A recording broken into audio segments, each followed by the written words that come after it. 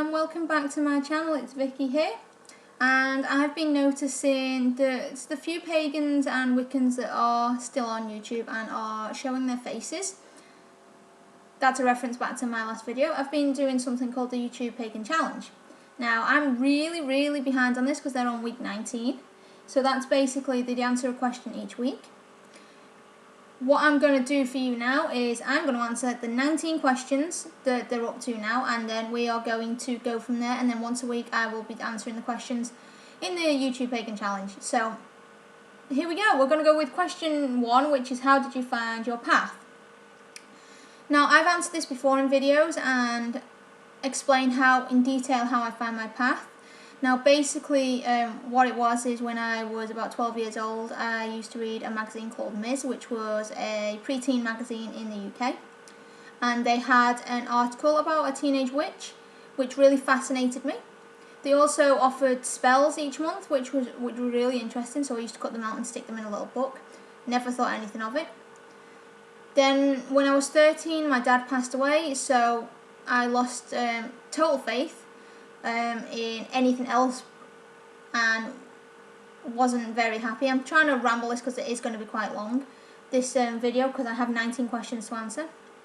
So when my dad died, basically I lost faith in God and all that sort of thing, and then it kind of was kind of interested, looking into things, not really understanding much until I got my first book, and I can't exactly remember how old I was when I got my first book. So then I had a book, but it was as I got older that I really went into things and able to practice and all that. But please go back and look at my video for that. I'll try and link it into the description for you so you can exactly see how I found my path, because I'm just rambling on a bit, and I've probably missed a great deal of things because I'm trying to get through this quick.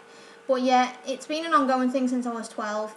Right now I am classed as eclectic because I take bits from paganism and Wicca, and I work closely with the Fae, which if you haven't seen my other channel then you'll know that the Fae are my main aspect of work. I love fairies. Number 2, are you in or out of the closet? I am out of the closet. All my friends know, most of my family know. I don't really speak to a lot of my family, so that's why they don't know. But yeah, I am out of the closet. I'm quite happy. It's a relief to be out of the closet. I couldn't even think about going back to being in the closet. It'd be really weird for me. I understand that other people have certain situations where they haven't got the choice but to hide it. Like in one of my previous videos when I lived at home, my mum did find all my pagan and Wiccan stuff and did tell me to throw it away, but I didn't. Now she's accepting, so which is good. But I am happily out of the closet. So number 3 is, do you have an altar, shrine or sacred space? In my current house now, it's quite a small house, so I only have a very small altar. I don't have my own sacred space, but when I do move into a bigger house, we're going to kind of make it an office / sacred space, so we can both work in the office and I can do my rituals and stuff in the sacred space. So hopefully that's going to work out. Don't know when we're going to even start looking at bigger houses, because at the moment we're quite happy where we are. My altar is in my living room and it is near a window. I also have a small little altar by my bed as well, just so that when I'm at night and I want to get to sleep I can meditate with the altar, so it's really handy for me. And that's with all my pagan and Wiccan stuff. I've got a drawer full, which is really good. So hopefully I will have a sacred space one day. So question number 4 is your take on the Wheel of the Year. Now I follow the Wheel of the Year. I don't know if many of you out there, I do follow the holidays. So I don't post a lot about what I do on the holidays because that's personal to me, and sometimes I forget. Because I'm so engrossed in what we're doing, I do forget to post. So I do follow the Wheel of the Year. So question number 5 is, what does this time of year mean to you? So this time of year, we're in the spring, just coming out of spring. We've just had May Day and belting, if I'm right. If not, please shoot me, because I've possibly said that wrong, but it's definitely been May Day. I like this time of year. It's just getting hot now. It's not quite cold, it's not quite hot, it's nice walking weather. It's lovely to go into the woods at this time of year. We have a great woods near forest near me called Delamere, and that is a lovely place to go for a walk. This time of year is possibly my favourite. My second favourite time of the year is autumn and Samhain. That's my ultimate times of the year. What are your cultural influences? My cultural influence is the Celts.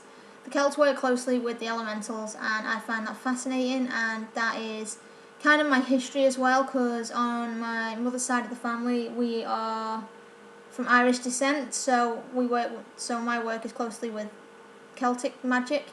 I do throw in Greek magic as well, because I use Greek and Egyptian goddess as my deity.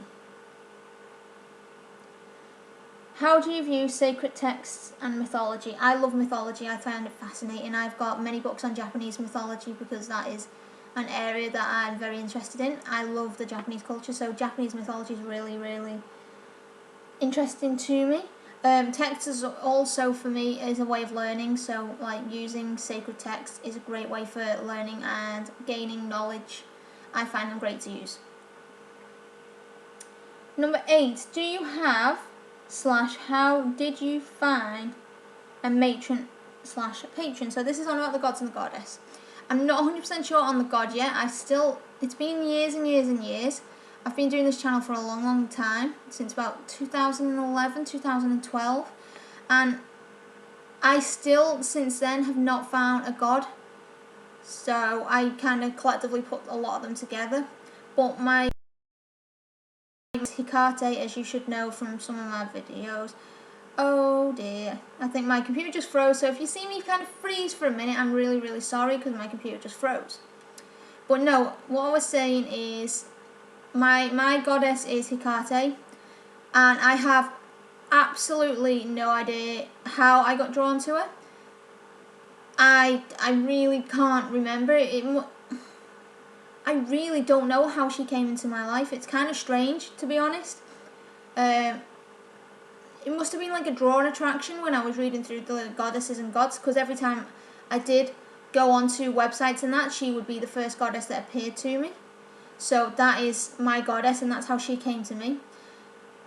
I also have had like symbolisms as well, crossroads, lots and lots of crossroads, dogs, ravens, and it's kind of all interlinked into her, so it's been quite interesting, and I love studying about her as well. She's a fascinating goddess. Check out my videos on her.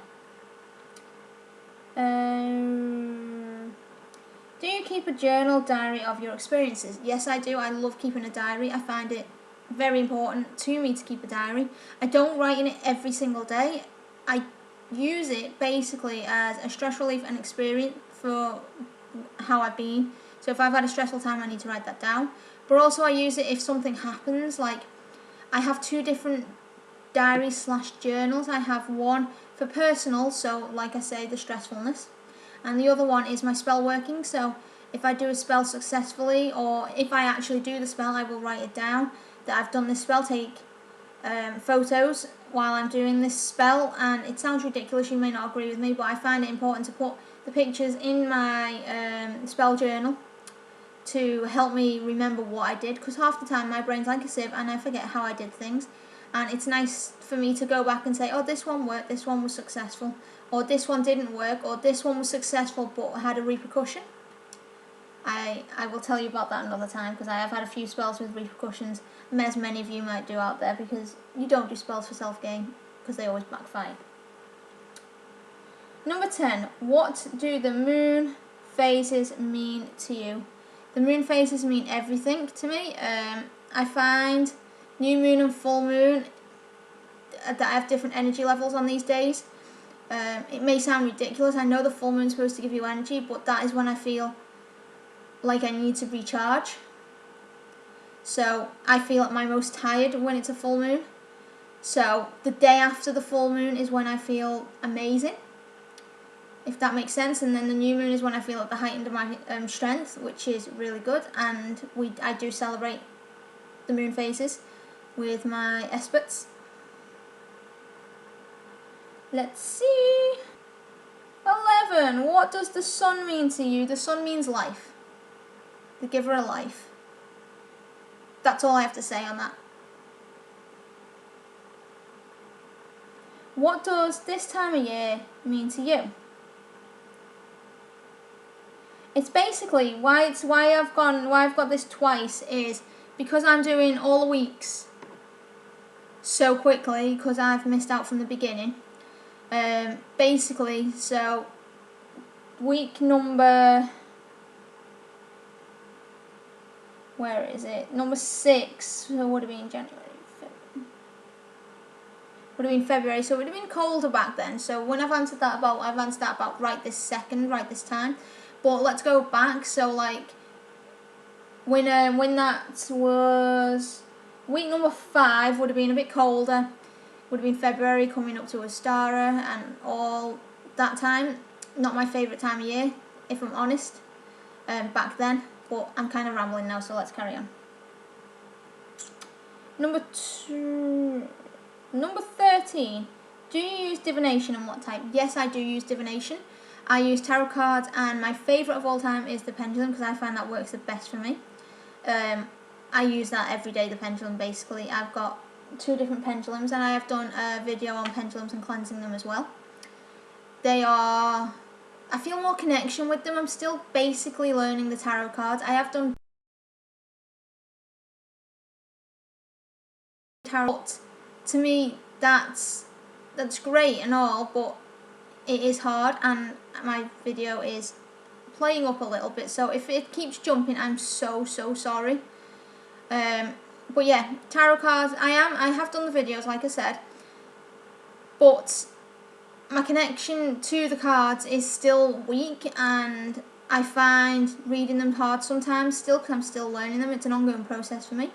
But the pendulum is just everything. I love my pendulums. They're so easy to use, and my hair is everywhere today. So yeah, I do use divination. Number 14, what does magic mean to you? Magic is... That's a good one to ask. What does magic mean to you? Magic means energies and the energies we put out. It means things we do every day. There's magic in everything we do. It's a very hard one to explain, really. If I had more time to have gone into it and got my notes together, then I would have gone into it a bit different. We all use magic every day. We use our positive thinking, which is giving us positive outcomes, which is what we do in magic. When we do our spells and that, we always put our positive intentions into that spell. So when we do that daily, we are technically using magic every day. Magic is all around us in the nature, everything.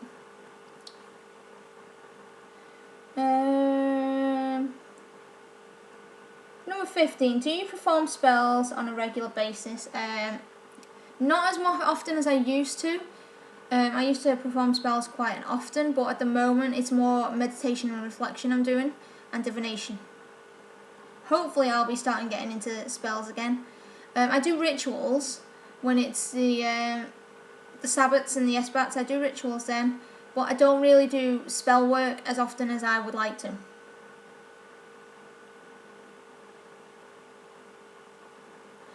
I think I've answered this. 16. What spiritual practices do you most often? Divination, meditation, reflection, connection with the Fae. They're my main bits I'm doing at the moment. 17. What does this time of year mean to you? I'm going to ignore that one. 18. What does deity, God, divine mean to you? Protection. Protection and love and guidance and life. Just everything, because the divine and the goddess is with you all the time. Always there when you need. Always there to guide you. So basically life, if that makes sense.